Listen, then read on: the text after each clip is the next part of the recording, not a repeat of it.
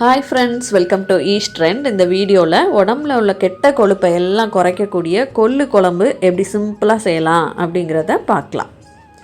முதல்ல கொள்ளு ஒரு 3 ஸ்பூன் அளவுக்கு எடுத்துட்டு நல்லா வறுத்துக்கலாம். இந்த அளவுக்கு கொள்ளு நல்லா வறுபட்டதுக்கப்புறமா ஆற வச்சுட்டு ஒரு மிக்ஸி ஜாரில் மாற்றிக்கலாம். கூடவே ஒரு 1/4 கப் அளவுக்கு தேங்காய் துருவல் சேர்த்துக்கலாம். 1/2 ஸ்பூன் அளவுக்கு சாம்பார் பொடி சேர்த்துட்டு தண்ணி கலந்துட்டு நல்லா ஒரு விழுதாக அரைச்சி வச்சுக்கலாம்.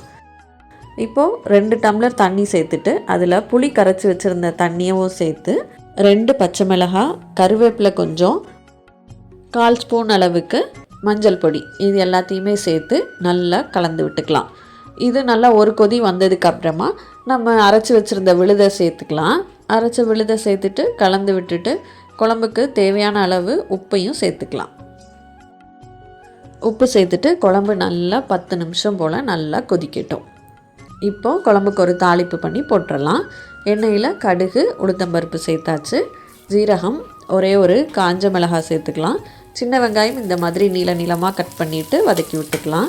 வெங்காயம் நல்லா வதங்கட்டும். வதங்கினதுக்கப்புறமா கருவேப்பிலையும் சேர்த்து நல்லா வதக்கி விட்டாச்சு. இப்போ குழம்பும் கொதித்து நல்லா ரெடி ஆயிடுச்சு. தாளிப்பையும் அதில் நல்லா சேர்த்துட்டு கொத்தமல்லி இலை கொஞ்சமாக கட் பண்ணி சேர்த்துக்கலாம். கடைசியாக ஒரு சின்ன பீஸ் வெல்லம் சேர்த்துக்கலாம். கூடவே 1 ஸ்பூன் அளவுக்கு நெய்யும் சேர்த்துட்டு அடுப்பை ஆஃப் பண்ணோம் அப்படின்னா ரொம்ப சிம்பிளாக செய்யக்கூடிய கொள்ளு குழம்பு ரெடி ஆயிடும்.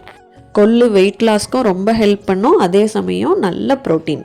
கண்டிப்பாக இந்த சிம்பிளான குழம்பை ட்ரை பண்ணி பாருங்கள்.